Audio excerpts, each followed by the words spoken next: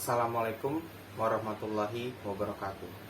Perkenalkan, nama saya Muhammad Isyad Khairi dari Prodi Ilmu Komunikasi. Saya di sini akan menjawab pertanyaan-pertanyaan yang sudah disediakan untuk mengerjakan UTS dari matkul karakter Islam. Soal pertama itu, silakan Anda jelaskan klarifikasi macam-macam najis, tata caranya, dan macam-macam air dalam toharoh. Saya akan mencoba menjawab pertanyaan yang pertama, yaitu macam-macam najis. Najis itu ada 3. Yang pertama itu ada najis mukhafafah. Biasanya najis ini dipercikan ke arah najis tersebut. Yang kedua ada najis mutawasitoh. Najis ini biasa membersihkannya itu dengan menggunakan air yang mengalir sampai hilang bau, rasa, dan rupa. Yang ketiga ada najis mughalazoh. Biasanya najis ini cara mensucikannya itu dicuci 7 kali, salah satunya menggunakan campuran air dan tanah. Jadi air dan tanah itu dicampurkan, habis itu balurkan ke tempat yang menurutnya itu terkena najis mughalazoh. Selanjutnya ada macam-macam dari najis-najis tersebut. Yang pertama itu ada najis mukhafafah, yang biasanya air kencing bayi laki-laki yang belum mengonsumsi air ASI, yang cuma bisa mengonsumsi air ASI mungkin. Jadi dari contoh ini kita bisa melihat kalau bayi yang belum pernah mengonsumsi makanan selain ASI ibu itu biasanya masih tergolong dalam najis mukhafafah. Yang kedua ada najis muqasyithah, contohnya itu air kencing manusia, bangkai kecuali ikan dan belalang, dan air susu hewan yang haram, yang diharamkan. Yang ketiga itu ada najis mughalazoh, contohnya itu ya seperti yang kita sudah tahu, air liur anjing, terus babi, mungkin lebih ke haram, hewan-hewan yang sudah diharamkan di ajaran kita. Ada macam-macam air toharo. Macam-macam air toharo yang saya tahu itu ada air hujan, air laut, air sungai, air sumur, mata air, air salju, dan air embun. Selanjutnya saya akan menjelaskan nomor 2. Silakan jelaskan tentang hadas kecil dan cara membersihkannya, dan juga hadas besar, dan berikut penjelasannya. Untuk hadas kecil yang kita tahu itu mungkin di dalam sholat yang bisa membatalkan sholat itu dari hadas kecil mungkin dari buang angin, buang air kecil, buang air besar, dan segalanya yang membatalkan sholat. Biasanya cara untuk menghilangkannya ini biasanya dengan wudu balik, wudu kembali, atau tayamum jika tidak menemukan air. Ada juga hadas besar. Hadas besar ini seperti haid, junub, nifas, dan keluarnya air mani. Dan cara menghilangkannya yang kalian sudah tahu pastinya dengan mandi wajib. Assalamualaikum warahmatullahi wabarakatuh. Saya di sini akan menjelaskan syarat dan rukun wudu. Yang pertama itu ada syarat wudu, di mana syarat wudu ini harus beragama Islam sudah pasti, terus harus tamiz. Yang selanjutnya itu tidak ada benda yang menghalangi air wudhu terkena kulit. Selanjutnya saya akan mempraktikkan bagaimana wudhu.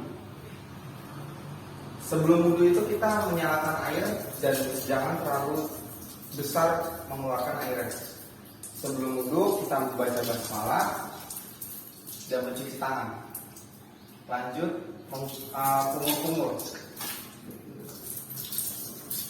Habis kumur-kumur itu lalu hidung. hidung masuk dengan rongga-rongga dan dibersihkan. Habis itu muka. Habis muka, nah di muka ini kita harus membaca niat, yaitu niatnya nawaitu wudu'a lirohil lillahi ta'ala.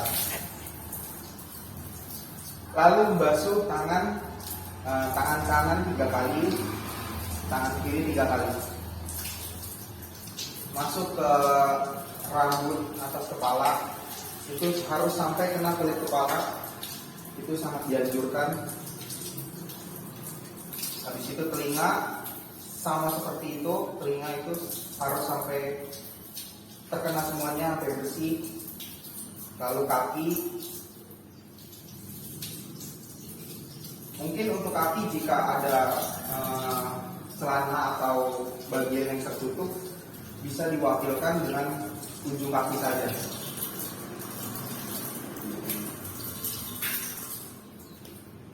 Lalu habis itu membaca doa setelah wudhu. Mungkin begitu saja penjelasan saya tentang syarat dan rukun wudhu. Terima kasih. Assalamualaikum warahmatullahi wabarakatuh. Di sini saya akan melanjutkan soal yang kedua, soal yang terakhir, yaitu mempraktikkan sholat subuh, tuntunan dan bagaimana rukun-rukunnya. Saya akan ditemani oleh adik saya. Sebelum sholat subuh itu biasanya kita membaca niat. Membaca niatnya itu li fardo subhi rokataini mustaqbilal kiblati adaan lillahi ta'ala. Selanjutnya untuk sholat, mungkin selanjutnya kita akan melakukan iktidal. Allahu Akbar dengan mengucapkan Allahu Akbar. Dan selanjutnya kita akan membaca iftitah yang berbunyi wajahtu wajhiya lilladzi fataras samawati wal ardo hanifa muslima wa ana minal musyrikin. Inna sholati wa nusuki wa mahyaya wa mamati lillahi rabbil alamin. Lalu biasanya kita dianjurkan untuk membaca Al-Fatihah. Dan setelah membaca Al-Fatihah, kita akan membaca surat-surat. Nah, di mana yang surat ini biasanya disunahkan untuk sholat-sholat yang biasanya tidak menggunakan suara atau sholat sendiri.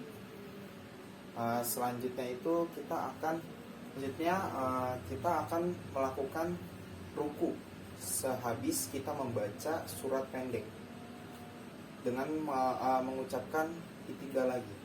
Allahu Akbar. Di sini kita akan membacakan Subhana Rabbiyal A'la wa zini wa bihamdi sebanyak 3 kali. Lalu kita bangun kembali dengan menyebut Sami Allahu liman hamidah. Nah, di sini kita akan membaca Rabbana lakal hamdu wa mil'us samawati wa mil'ul ardi wa mangsyita min syai'im ba'du. Lalu sehabis sudah membaca itu kita akan sujud dengan mengucapkan iktidal lagi. Allahu Akbar. Oke, di sini kita akan mempraktikkan bacaan dan bagaimana sujud.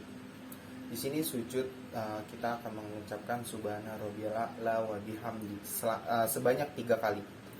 Lalu jika sudah 3 kali kita akan berdiri lagi dengan mengucapkan Allahu Akbar.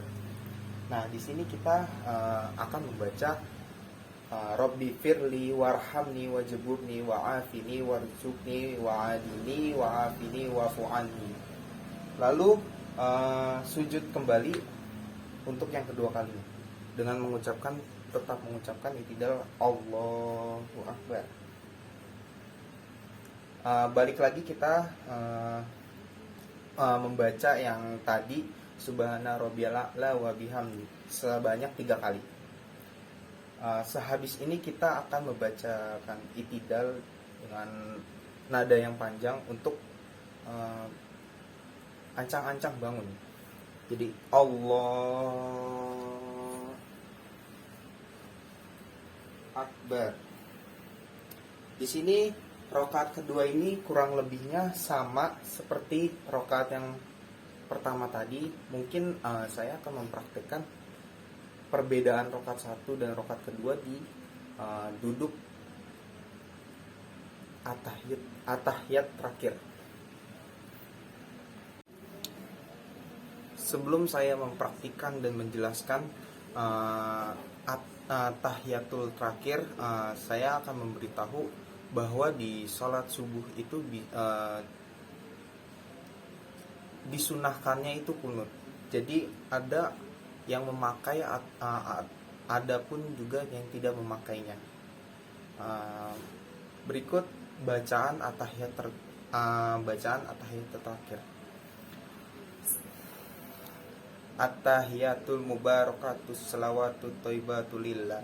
Assalamu alayka ayuhan nabiyya rahmatullahi wabarakatuh.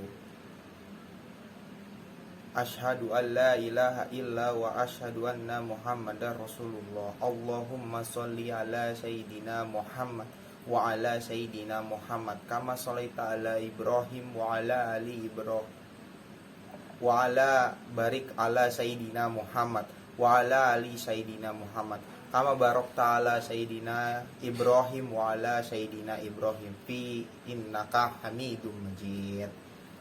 Lalu sehabis ini kita mengucapkan salam. Terlebih dahulu itu dari kanan. Jadi nengok ke kanan dulu baru ke kiri.